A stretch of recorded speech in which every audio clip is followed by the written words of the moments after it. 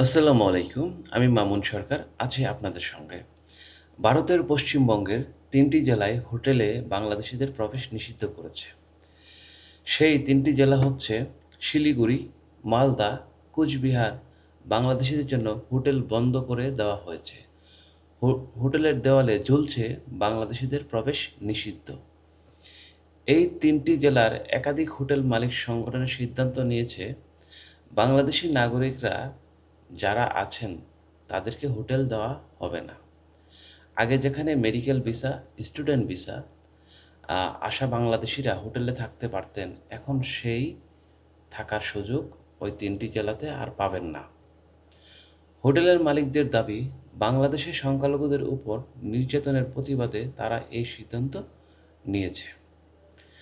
তা তাদের আরও বক্তব্য, ভারত সরকার যেহেতু ভিসা সার্ভিস বন্ধ রেখেছে, তাই তারাও হোটেল পরিষেবা বন্ধ রেখেছে। কিন্তু এখানে প্রশ্ন উঠেছে, বাংলাদেশের অভ্যন্তরীণ ঘটনায় সাধারণ মানুষের উপর শাস্তি দেওয়া কি ন্যায্য? ভারতের ভেতরে সংখ্যালঘুদের উপর হামলার ঘটনা ঘটলে তখন কি বাংলাদেশ কোনো সিদ্ধান্ত নেওয়া হয়েছিল? এটা প্রতিবাদ নাকি ধীরে ধীরে তৈরি হওয়া বাংলাদেশি বিদ্বেষ? বাংলাদেশের প্রতি ইন্ডিয়ার বর্তমানে চরম বিদ্বেষ, মানে বাংলাদেশকে তারা কোনোভাবেই সহ্য করতে পারছে না। যদি এভাবে চলতে থাকে তাহলে হয়তো দুই দেশের খুব শীঘ্রই যুদ্ধ বেঁধে যেতে পারে। এই সিদ্ধান্তের সবচেয়ে বেশি ভোগান্তিতে পড়েন চিকিৎসা নিতে আসা রোগীরা। রাষ্ট্রের কূটনৈতিক এক বিষয়ে আর সাধারণ মানুষের মানবিক অধিকার আরেক বিষয়। রাষ্ট্রের যে কূটনৈতিক সমস্যা আছে, আপনার দেশের সাথে আমাদের কূটনৈতিক সমস্যা হতেই পারে বা আপনাদেরও হতে পারে, কিন্তু মানবিক দৃষ্টিকোণ থেকে আপনিও মানুষ, আমিও মানুষ। হয়তো আপনার দেশে ভালো চিকিৎসা পাওয়া যায় সেজন্য আমাদের দেশের মানুষ যায়, অথবা যে কোনো সুবিধার কারণে যায়। তো আপনারা যদি এভাবে নিষিদ্ধ করে দেন বাংলাদেশিদেরকে, তাহলে আমরাও আপনাদেরকে নিষিদ্ধ করে দেব। আমরা বাংলাদেশের জনগণও কিন্তু আপনাদেরকে নিষিদ্ধ করার আহ্বান জানাবো বাংলাদেশ সরকারকে।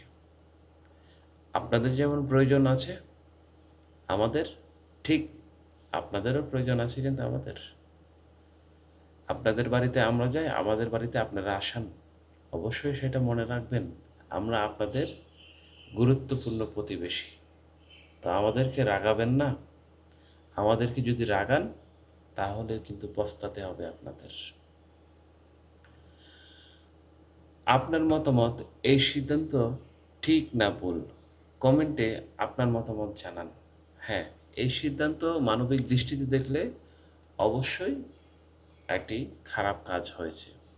আবার রাষ্ট্র টু রাষ্ট্র, সম্মান টু সম্মান, তারা আমাদেরকে সম্মান দেয় না, তারা আমাদেরকে রেসপেক্ট করে না।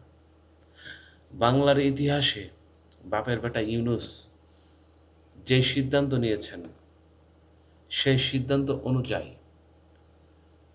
বাংলাদেশ সরকারও কিন্তু ভারতীয়দেরকে ভিসা দেওয়া বন্ধ করে দিয়েছে। তার জন্য ডক্টর মোহাম্মদ ইউনূসকে সেলুট, আবারও সেলুট জানাচ্ছি। বাংলাদেশের হাজার বছরের ইতিহাসে কোনো রাষ্ট্রপ্রধান এই রকম শক্ত সিদ্ধান্ত নিয়ে টিকতে পারে নাই। ডক্টর মোহাম্মদ ইউনূস সেই সাহস দেখিয়ে দীর্ঘ 15 মাস যাবৎ বাংলাদেশ পরিচালনা করছেন। তো সেটা মনে রাখবেন, আমাদের কিন্তু রাষ্ট্রপ্রধান একজন নোবেল লরিয়েট। আর সেই নোবেল লরিয়েটের শক্তি কতটুকু, ইন্ডিয়া কিন্তু সেটি হাড়ে হাড়ে টের পাচ্ছে।